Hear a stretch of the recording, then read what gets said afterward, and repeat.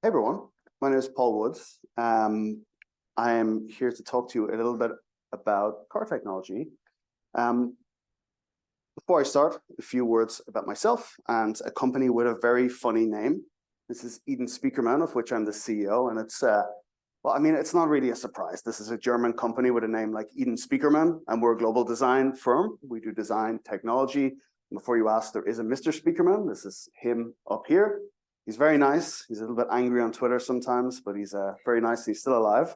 And Eric's been around for a very long time, designing in the automotive space and many other spaces. It might be just as an anecdote, he designed the Volkswagen logo and the Audi logo way back in the late 70s, early 80s or thereabouts.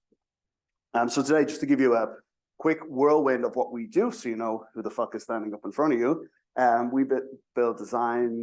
we build design, all sorts of digital products, services, brands, etc. Things like this, Red Bull TV. We do stuff in mobility, a lot of work around mobility. We do a lot of stuff with airports, train stations. We work with Amsterdam Airport on the whole digital transformation process for, gosh, it must be about 7 years now. We work with cities like the city of Santa Monica, which is a big city, as you probably are aware of, in California, and working on their digital town hall. And sometimes we work on really weird shit. I mean, literally, this is a smart toilet that we done a couple of years ago for a company called Toto. Today, what are we focusing on? Well, I want to show a little bit, just to give you context on what sort of automotive work we do before we actually kick off the talk proper. So we've been around for a long time. This company's been around for almost 50 years, Edenspiekermann. And over the last 10 to 15 years, we built up quite a niche in automotive tech, and a lot of firms that come in and say, hey, there's this big transition happening right now. What the fuck do we do? You know, we haven't got, tech in cars is pretty new actually, and especially good tech in cars. So we've been kind of carving out a niche there. And some of the work you may or may not be familiar with, we worked with Lucid on this lovely car. Can be yours for about $100,000 if you wish to purchase it. We don't get discounts. And this is the Lucid Air. We work with them for about 1.5 years on the whole HMI inside of that. And it's a really fucking cool HMI. It's, as you can see here in this diagram, it has different screens here in the front. It looks like one screen, but it's actually 3 separate screens. And it has a third or fourth screen here down here that we can interact between the 2 right-hand screens. Better visualized in this video. Super cool, very talented in-house team, and we were very lucky to work with them. We don't just work for startups, we work for companies. Maybe some of you guys have seen this logo before. This is Mercedes-Benz, of course, the inventor of the automobile, and we worked with them, well, quite frankly, bringing their brand to life in the digital space, because beforehand, this is going out live, so I'm probably not going to make too many friends here today, but it wasn't very good. We've got all these nasty italic fonts and all sorts of stuff here. And what we worked with them, and it's pretty cool. We worked with them on the digitizing their design language for HMIs, etc. So these are some little clips of the whole new design language. We interestingly got access to the archives of Mercedes to do this, to work from the original sketches of the fonts, to bring that all to life. And it's amazing that when you look at this design language, it's only icons and fonts, but it's clearly very Mercedes-Benz. We work on crazy cars like this one, the FF91, which is Faraday Future's car. This is an all digitized controls car. This is pretty cool because it's 11 screens inside and outside the car. This is probably the craziest car we've worked on, but it's really fucking cool. This one is much more expensive, so I will never drive this car, no matter how many car projects I sell. And then we work as well for OEMs. This project I cannot share anything about, otherwise the Germans will come and find me. They're probably watching me right now. But suffice to say, Cariad is Volkswagen's new software firm, and we worked on their people-centered mobility vision for their UX for the future. Can't say too much more. Pretty fucking cool though. All right, why are we here today? Well, we're here today because I am going to talk to you about this space. And I think this is the coolest space to be working in if you are a designer, strategist, a researcher. I'm not trying to sell Jim's course. I don't get any free tickets for anything, but this is the coolest space to be in. And I want to talk a little bit at the end about how concretely we can make car tech that doesn't suck. So like I said, I think it's a scientific fact, kind of, sort of, that this is the coolest space to be working in. And you might think I'm biased because I'm a car guy and I love cars. I actually don't, because, and the proof point is, spoiler alert, I actually got my driver's license just 5 years ago. So up until 35, I didn't know how to fucking drive a car, let alone design it. Although actually I did, at this stage, have designed 2 cars. So I have a different perspective coming into cars because I'm not a hardcore car nerd. And as a further proof point, this was the car that I drove for many years until I started getting some cars to drive. It's a very reliable car unless you like air conditioning to work all year round. Then it's what I had to get that replaced every year because I was driving it too far. Anyway, suffice to say that I was not growing up a car guy, right? I used public transport. You can't tell by my funny accents. I'm from Europe originally. I lived in Ireland, London, Berlin, New York, and then I moved to Los Angeles. And bar one, all of those cities, you have one thing, what's it called? Public transport. And for a long time, I thought cars kind of suck. They kind of suck. This is not a cool thing. It's not a cool thing because they kind of suck for, cities, right? They take up a lot of space on the roads. It's not great for urban planning. These are not things that are great on the streets. They take a lot of space. Parking lots, eat up so much square footage of every city. Side note, if you're into mobility, you should follow this guy on Twitter. You can take a photo of that. He's pretty cool. And I also thought, as a software designer, the tech in these cars kind of sucks too, right? And to that point, I made up this example quote. My car tech is just as good as my iPhone. Said no one ever, except maybe a Tesla owner. They think that. So you're probably thinking at this stage, well, hold on. This guy is here. He's designing cars, but he doesn't really like cars. Why is he here? Why are we talking about this? And the thing is, this space is all about to change. In fact, it's already changing right now. This change is happening quicker than we can all imagine for various different reasons. It's messy. It's in progress. And you know what? That's why it fucking rocks to be a designer right now, because this change is when design is needed the most. Your careers in this space, you can literally shape the future of many things. We have trends that we all know about. We've got these things, autonomous cars, which are, they're not coming quite as quickly as Elon Musk will tell you or promise you, especially not the Tesla that I drive, which is a death machine. We've got other more serious topics that we need to think about when we talk about cars. We've got climate change. We've got a whole energy transition right now. And then outside of all of this, we've got some crazy stuff going on when we think about the future. We've got things like privatized cities. This is the amazing city that's being built out in the Middle East at the moment. What does all of this mean for us? Well, it means that suddenly, when we think about designing cars, it becomes more than just a car.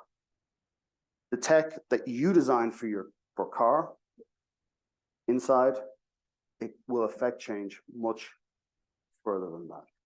So what do I mean by that? When we think about designing for cars, we got to think about the whole ecosystem around that. What does that look like?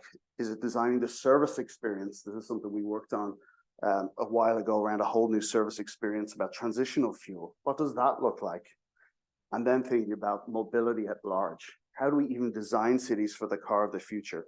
When cars are parking themselves or driving around, maybe not parking at all, what do we do with all that space? All those parking lots that I showed you earlier, what do we do with that space? We get to design that shit. How fucking cool is that, right? We're not designing little buttons inside a car. We might start designing buttons inside a car, but we're designing cities. We're designing how people get from A to B. And I think, that's a pretty cool space to be in, right? So I want to share a few different things, a few different anecdotes. We've been working in this space for a while. I should caveat this by saying this is only my opinion, so you can take it or leave it, these 5 learnings, but you have to listen to it, I guess, for the next 20 minutes. So, if you don't like it, I'll do it twice. So 5 learnings. The first one, figure out what the user really needs. And that's something that maybe doesn't always happen. It's something that we figure out from what's going to sell or what's going to maybe work or what a competitor has done. And we always say you cannot spell the word assumptions without the word ass, and you don't want to make an ass of yourself. So what do I mean by user-centric design? Well, a lot of you may be going into your first job soon. And important people in suits are going to tell you, it should be done this way. You should build this. You should build an app, or you should build this feature. And they're going to sound and look really important, but they're probably making that up. And that's across the board, my experience. I'm going to build, or show you guys a case study, actually. I think it's pretty cool around assumptions and how assumptions are wrong. So this is not a car case study, it's a mobility one, but I think it's pretty cool. So we worked for Dutch Railways, very sophisticated railway network in the Netherlands. And in a nutshell, the Netherlands, as you guys know, or may know, it's a very small country, a lot of people, a lot of density, great rail infrastructure. And they came to us and said, hey, we don't want to invest more money in buying more trains, rolling stock, as they call it. We want to find a way to make our trains more efficient. How can we get people on and off trains quicker? How can we shave time off that so we don't have to buy more trains, simply? So there was a lot of ideas kicked around, and for some reason, someone was hell-bent on an app, of course, which is the app is the solution for everything. And we said, okay, well, let's prototype some different solutions. Let's think about what we can come up with. The whole point of this was to get people onto the right spot on the platform before the train came. So the brief was, the sensors on the train, they know how busy each carriage is. How do we get people to line up at the right spot so they don't line up at a red carriage that's full of people. They line up at carriages that are empty, right? Pretty simple. We have that information. We just need the information to get from the train that's coming in to the passenger that's on the platform. An app was not the solution, although we did prototype an app, and it was a very ugly app that used Comic Sans. And we did prototype it, and we tested it, and we listened to the user, and then we prototyped a second solution, which was a giant sign that ran the length of the platform. And it was very simple, just LEDs along the platform that matched perfectly up with the carriages. If it was red, the carriage is full, don't line up there. If it was green, it was empty, line up there. Right. Which one do you think won? Obviously the sign, right? Because when you walk up the stairs out of a train station, you're not looking down, you're looking up. And this solution was, again, very, very simple. But we shaved off with this about 30 seconds, almost 30 seconds of boarding time, going back and forth, as you can imagine, across train stations. That was pretty cool. There's no sound in this video because it's all in Dutch. So don't make assumptions. Get stuff in front of users quickly, validate those assumptions, and make decisions based on that. All right. I always say your North Star of whatever you're building needs to be defined first. Because in theory, we were talking about car tech, you pretty much design anything, right? You can come up with any feature, and any automotive company can have any feature. And what we always say, what is the North Star? What are these ingredients that make up the vision for your car company? If you're working for Mercedes, those features are going to be different. If you're working for Rivian, it's probably going to be all features that are related to outdoorsy stuff, the kitchen, all those sort of things, versus like a Lucid, which is going to be maybe more about wellness and health. So how do we do that? Well, we need to set that North Star first, and then we need to think, well, that helps us answer questions in the future, like what features should go in the new model? What are the marketable brand moments for this? How will external factors influence the UX decisions that we make today? And how much will it cost? And there's a very simplified, I'm going to show a very simplified chart of the three things, and then something a bit more scientific after that. So we always say in a nutshell, there's three pieces. One, user need. Does anyone even want this thing? Will this thing make money? Is it viable from a business perspective? And does it have potential for this particular brand? Something, again, that's on brand for a Rivian is going to be very different for what's on brand for a Mercedes or a Lucid or something like that. And this is the magic shit circle, which I call it. We do have some more scientific ways of looking at this, because of course this is a little oversimplification for the purposes of a presentation. But a lot of the work that we do when we think about this North Star is really looking ahead, maybe to 2030, 2050. And we have this technique called foresight. And what we do here, and I know this is a really nerdy chart. I promise there's some more visual stuff after this. But this is actually, I think, really cool. So what we look at is different signals that might be happening around the world, different things that would indicate trends. We'll identify those trends. We extrapolate those signals. And then from there, we can define future scenarios. So different worlds that our product could live in the future. So maybe it's mega cities or private cities, whatever these different things might be. Maybe it's a world affected so badly by climate change that we need to rethink how we even engineer our cars.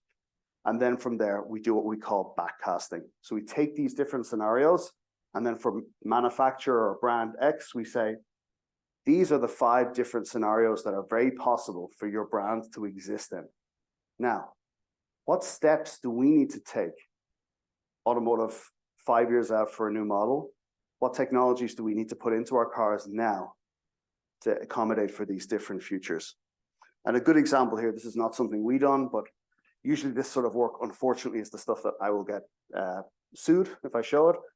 So I'm showing this example that someone done for Siemens. One of their themes was mega cities, and all their comms was around this. So mega cities is a great idea, one of these futures. Thinking about how do we backcast from that idea of mega cities? What does that mean? What do we need to put into our technical roadmap and our products now to get to this? All right. Number 3, inclusive design is better design. This is not inclusivity and accessibility is not a buzzword. It's not a box that has to be checked, because inclusive design is better design.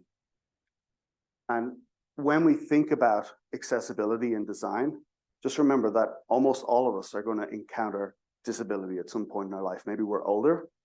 So when we think about disabilities, we have permanent disabilities, we have temporary disabilities, maybe injury, and then we have situational disabilities. So let's say, for example, I'm driving my car, but I'm distracted by other things, which I would not recommend anyone is distracted when they're driving their cars, but it can happen.